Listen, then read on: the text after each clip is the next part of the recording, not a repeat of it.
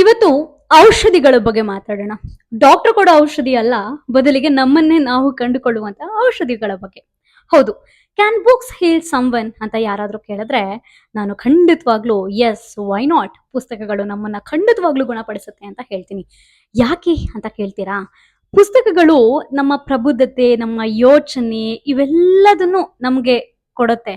ಅದಲ್ದೇನೆ ನಮ್ಮ ಕಷ್ಟಕಾಲದಲ್ಲಿ ನಮ್ಮ ಜೊತೆಗಾರನಾಗಿ ಕೂಡ ನಡೆಯುತ್ತೆ. ಒಳೆದ ಮನಸ್ಸಿಗೆ ಮಾತಾಗತ್ತೆ ಪುಸ್ತಕಗಳು. ಒಂಟಿತನ ಇದ್ದಾಗ ಜೊತೆ ಆಗತ್ತೆ. ಹಾಗೆ ಗೊಂದಲದಲ್ಲಿ ಇದ್ದಾಗ ದಾರಿ ದೀಪ ಆಗತ್ತೆ ಈ ಪುಸ್ತಕಗಳು.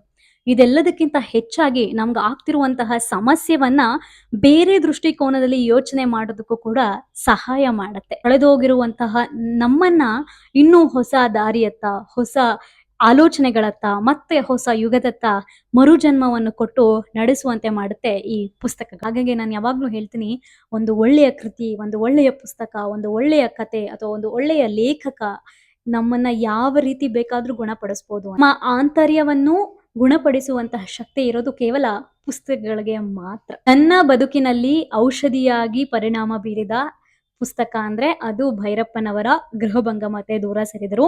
ಈ 2 ಪುಸ್ತಕನೂ ಓದಾದ್ಮೇಲೆ ಸಾಕಷ್ಟು ಜ್ಞಾನೋದಯ ಆಗಿದೆ ಬದುಕಿನಲ್ಲಿ. ವಿಡಿಯೋ ನೋಡ್ತಿರೋ ನಿಮಗೆ ನಿಮ್ಮ ಬದುಕಿನಲ್ಲಿ ಯಾವ ಪುಸ್ತಕ ಔಷಧಿ ಆಗಿದೆ ಅದನ್ನ ಕಮೆಂಟ್ ಮಾಡಿ. ನಾನು ಕೂಡ ಆ ಪುಸ್ತಕಗಳನ್ನ ಓದಕ್ಕೆ ಟ್ರೈ ಮಾಡ್ತೀನಿ.